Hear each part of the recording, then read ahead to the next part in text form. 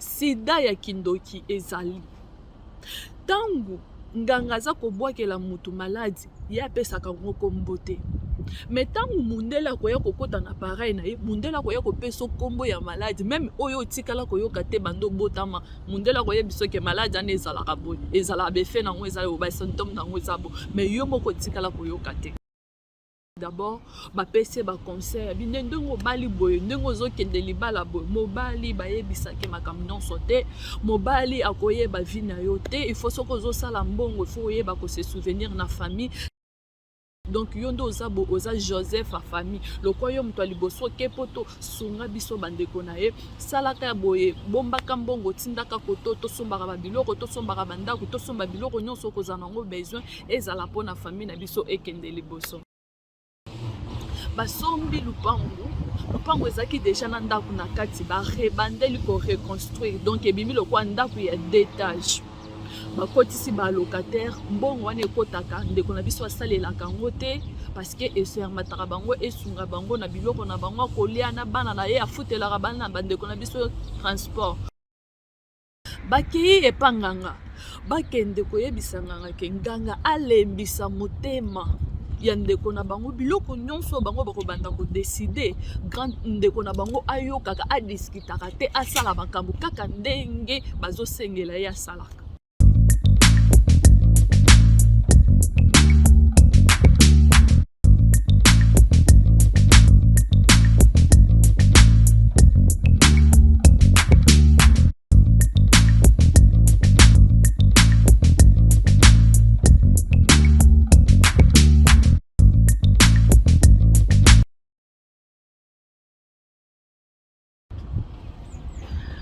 Bonjour, bonsoir, bienvenue sur Efata TV. Efata Nde Makambu. Bandeko Nangai, j'espère que vous allez bien. Ah oui, bisopeto, vous allez bien. Bandeko. Des alara kaka au vendre libanda aux en a besoin au partager na bandeko makambo eza ko passer na kati ya société na yebisa kibino ke na kati fata eza 24 heures sur 24 soko aux en a besoin ya ko communiquer information moko soko aux en a besoin ya ko yebisa mutelo ko moko ko hésiter te contacter les Parvis TV contacter fata na numéro eza na barre d'info wana oko mona information nyonso aux en a besoin. Alors aujourd'hui na ye liboso na bino bandeko pona ko partager muke oui na yeto partager muke na makambo eza ko salama trop na ba mabota otobima na ba famille otobima na mokili ya nzambe otoza ko vivre lelo makambo ekomi tellement ya ebele. Mon frère, ma soeur, surtout s'il vous plaît, abonne-toi sur notre chaîne. Abonnez-vous massivement sur Efata TV. Abonnez-vous sur Efata TV pour nous avoir news yasika, pour nous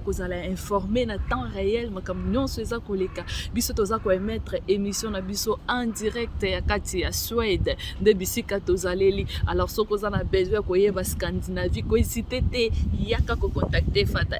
Bandeko. Mupepe yo boyena nga likamnini olinga pa banda libanda te bandeko na ngai na yeto solo la muke bo excuse na yeto solo la muke par rapport ya makambo eza koleka na kati ya mabota babengi nga mama Florence il faut o solo la na batu kopesa batu mayele bandeko téléphone yo bolingo pumbo na yo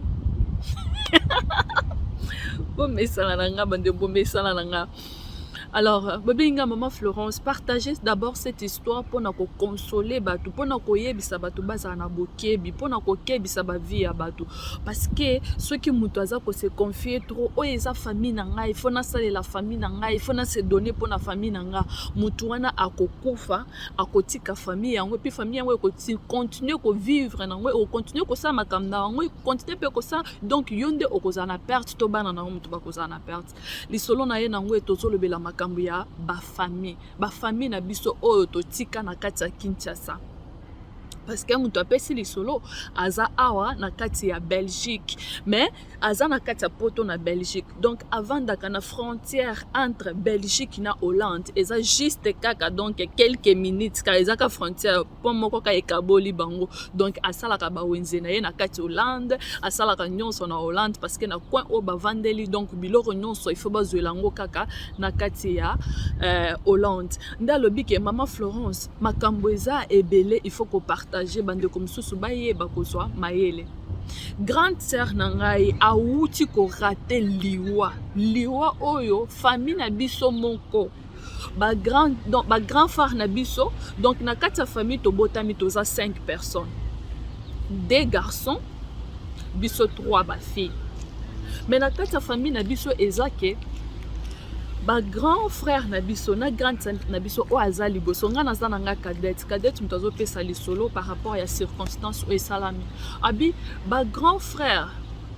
na grande sœur nanga tango grande sœur na biso abalaki ayaki na Belgique eloko liboso salaki ezalaki d'abord ba pese ba conseil abi ndenge bali boye ndenge ozokende libala boye mobali bayebisaki makambo nyonso te mobali akoyeba vie na yo te il faut soko ozosala mbongo il faut oyeba ko se souvenir na famille tindaka muke na libota na yo sala pe faro bengisa pe bandeko na yo donc yo ndo oza Joseph a famille lokwa yo mto liboso kepoto sunga biso bandeko na ye sala kaya boye bombaka mbongo tindaka koto tosombaka babiloko tosombaka bandako tosomba biloko nyonso kozana ngo besoin ezala pona famille na biso ekende liboso. Tant grande sœur nga na landi aye libala ayokaki ba conseil wana. Tango aye libala azalaki na ye bien na kati ya libala mobali pa yaki o abalaki azalaki vraiment butu ya mwa bozui. Donc grande sœur abandaki kosala bambongo na azosala na musala aza kobomba bandaki kosala po bomba mbongo wana kati ya ndako to ayebisa mobali ye afongolisi compte na ndenge akinti ya sa grande sœur oyo alandi biso. Donc afongolisi compte na kombo ya grande sœur oyo alandi biso siko ye atindaka mbongo batiaka mbongo wana na compte ya Kinshasa. Et ça là qui compte courant pour bapesa ke information nango akoki pe ko contrôler compte wana à partir de internet aye bambongo ekoti tonini nyonso ebanda ko kende bien. Alors à un moment bongo ekota ke komaki ebele.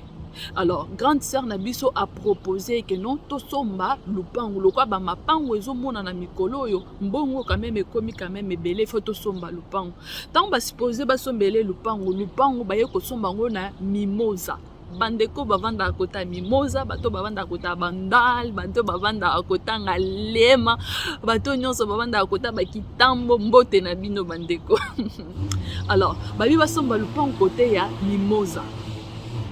basombi lupango ezaki déjà na ndako na kati ba rebandeli ko reconstruire donc ebimi lokwa ndako ya 2 étages bakotisi ba locataire mbongo wana ekotaka ndeko na biso asalelaka ngo te parce que esermataka bango esunga bango na biloko na bango kolia na bana na ye afutelaka bana na bandeko na biso transport. Donc grand frère na biso mibale na grande sœur na biso donc ezali lokwa couple moko boye basalaki pona lokwa yaya azaki leke pa na bango siko baza ko décider likolo na ye. Alors eye ko sala boye tango grande sœur na biso asombi ndako en tout cas yepe ayaka Kongo te biloko ne ezalaka kuna grande sœur muto azalaka basombi ndako na kombo na ye batie kombo ya bana ne 4 vraiment batindelaki bamikanda pe amonaki yango ke non oui basombaki penda lupango yango. Mais eye kosala ke à un moment habiter il faut na kende quand même Kinshasa nde ezalaka ba vacances na kende kotala famille na kende bo tango ake Kinshasa akomi kuna en tout cas bayambaki bien balakisaki ba biloko aye kolobaki non naza besoin kotala pe lupango bake pe na lupango balakise lupango biloko nyonso ezalaki vraiment malamu. Tango aye Kinshasa amoni lupango azaki tellement nesengo biya vraiment na ba grand frère bosali musala moko malamu vraiment na sepeli mingi comme ça na bambongo oyo eza kokota côté ya se oyo soki tokoki ko banda kosalela ngo fait que et produire encore quelque chose et kosunga vraiment biso. Bandeko na bango mibali basepelaki na proposition wana te c'est comme si ye akomi koya kotia bango loi na mbongo ozo wuta na kati ya lupango na ye moko. Alors epesaki vraiment bien te. Après un temps famille na ye grand frère ya liboso na oya mibali na grande sœur basali nini bakeyi epanganga.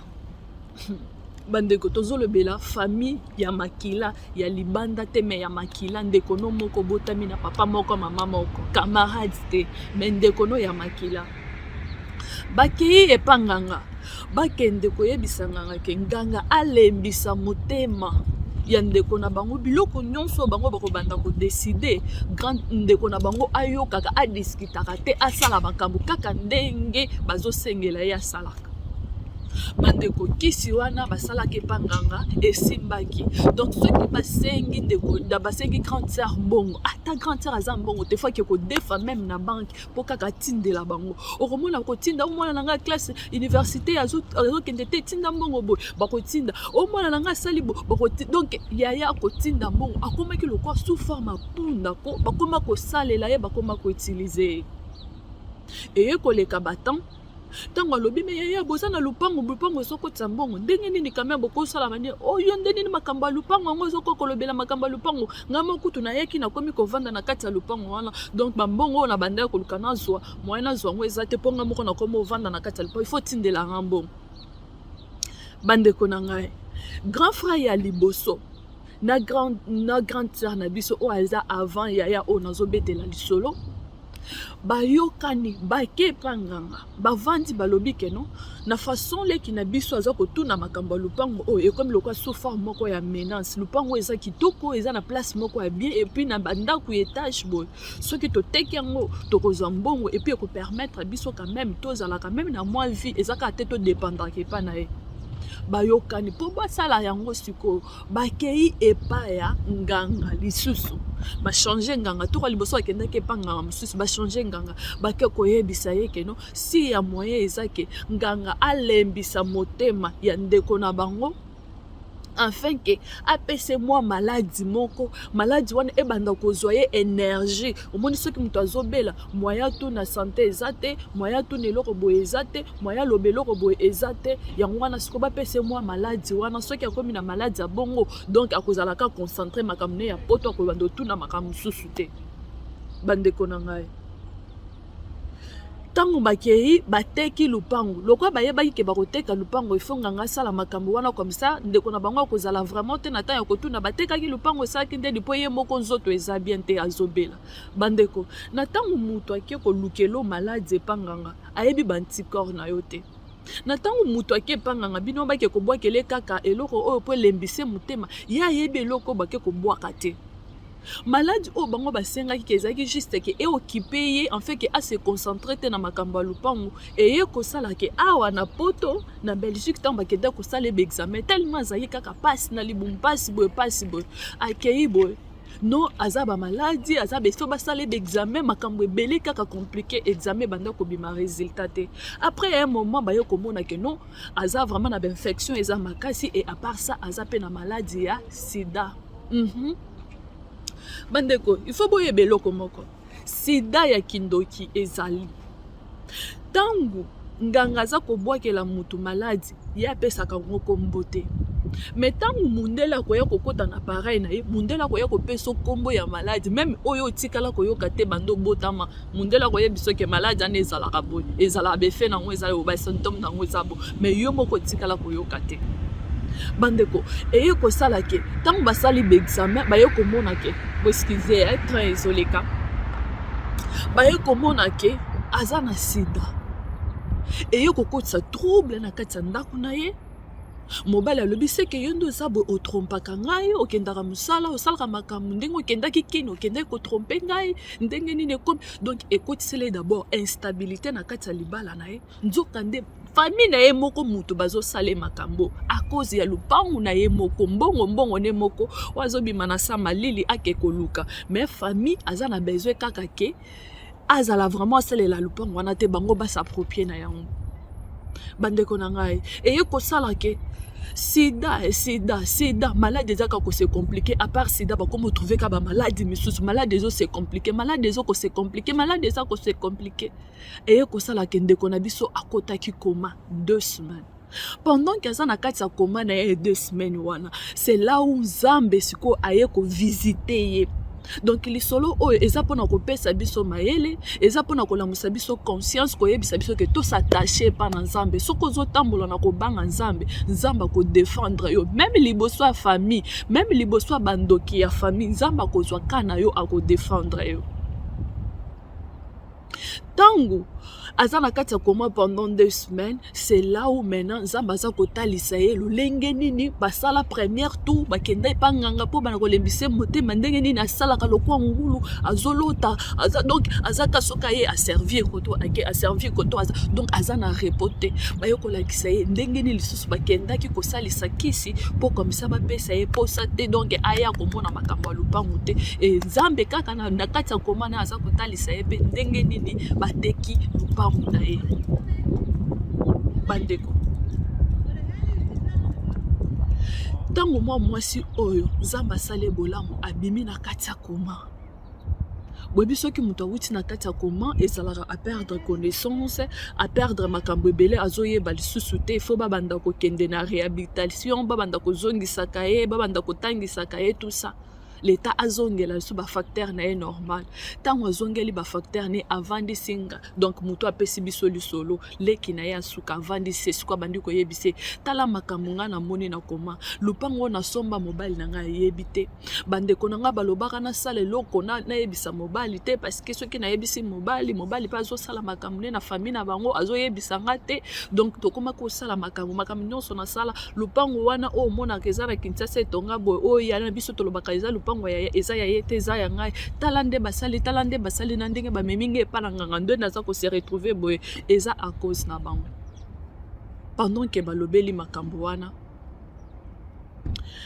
aye ko sala susu rechit moko tango asali rechit nzambe na bolingo na ye ba prière ebandi kotoka bakota ba prière internet bakota ba prière aboy bakota ba prière aboy donc santé ezalaki penda bien te. Mobali na ye ayebise mama loko osalaki makambo oyo obombelaki nga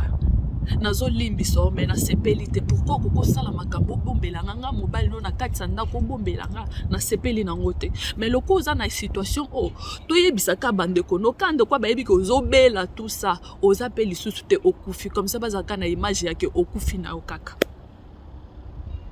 kaka ngai awa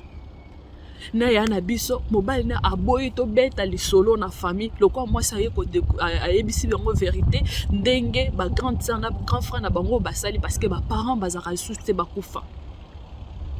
aye ko loba bisi c'est comme ça to yebisa mutu te na ndenge koyoka malamu bazaika kosambela alors mukomsusu bakendaki po bake kosala ba contrôle parce que akomai quand même moi bien santé zo la muka quand même akomi santé kono ko fonctionner moi malamu bake kosala ba contrôle na santé na ye médecin za ko tuna bi mama il fallait na matiso bakisi ba pesa ka bato bazana sida banti rétrovireur, des choses comme ça. Oh, bapesaka na batu, oh, bazaka na malade sida. Il fallait matisa niveau. Donc, abakisele moi qui c'est moi makasi. Mais azoye bise mais maman, na examen to uta ko sala. Mais nazo mona ata eloko moko te na makila na yo. Nazo mona te oza na malade te nini te. Est-ce que osali nini po maladi wana ezala te abimisi ba fiche abimisi ba biloko nyonso ndeni balandelaka ba traitement pendant combien de temps azwaki bakisi ba biloko nyonso mais siko kaka d'un coup bo malade esili yango moko osali nini mwasi wana alobi ke nasali eloko te mais nazosambela nzambe seke eza nzambe mutabi munganga lobi yango bino bafrike bozala kaka boye soki bobandi eloko bokoma kaka nzambe na bino abikisi nzambe na bino asali bo nzambe na bino asali bo pour l'instant il faut toyeba quand même est-ce que esprit na ezaki ndeni ozaki positivité eloko nini osali po ekoki ko permettre pe esunga bato mso habité tozali kaka kosambela nzambe muto asali biso bolamu bandeko bo excusez mu pepeza makasi yango wana ezo bouger un peu caméra nzambe na biso asali alors tango azongi na ndako boye mwasi wana sida ya molimo ya kindoki esili bandeko nzamba bikisaka maladi nyonso na bokono nyonso nalinga ko interpeller bato bazaka na souci ya famille famille na ngai njoka ndeta mususu batia yo motema moto ya mboto ya nini kapo sungaka bango zala na ba prière zala na kosambela tika libota na maboko ya nzambe même famille na kokoko salo mabe ndeko na kokoko sala mabe muto se confie kana nzambe te nzamba defendaka bakana ye mais soko se confie na nzambe te otalelika famille na ngai famille wana ko décevoir yo mukolo ko zangelo ko famille wana ka muto ko seka yo mukolo ko zangelo ko ka famille wana muto ko loba omoni ya okanisa ki osala ki boy antoka bandeko compte tenu ya mopepe nde eza makasi yango nayeki mpona kopartage bino na lisolo oyo bozala mayele surtout biso bato ya poto toza kolala te okende kodefa mbongo mpo sunga famille me bafamille yango makambo azosala eza kitoko te kobwakela ndeko na o sida ya molimo. Donc fallait ba détruire mariage na ye ba détruire vie na ye donc ba botola na ndako eloko ye moko asombi na bambongo na ye mais nzamba tali motema na ye parce que asungaka bango asungaka bana na bango azaka na intention moko mabe te nzamba tali motema na ye ndalobi ke non il faut telemisa ye azongisa ye lisusu atalisi makambo eza prophète te muto prophétiser mais nzambe ye moko a révéler makambo bandeko soto kangami na nzambe nzamba ko défendre biso même na ba cas impossible nzamba côté ma père quoi. Je vous aime beaucoup, c'était là la sœur Florence Nzuzi qui présente l'émission Parcours sur les Parvis TV. Alors bandeko nangai, abonnez-vous massivement, aimez et commentez la vidéo tokutani mbalasima. Bisous. Bye.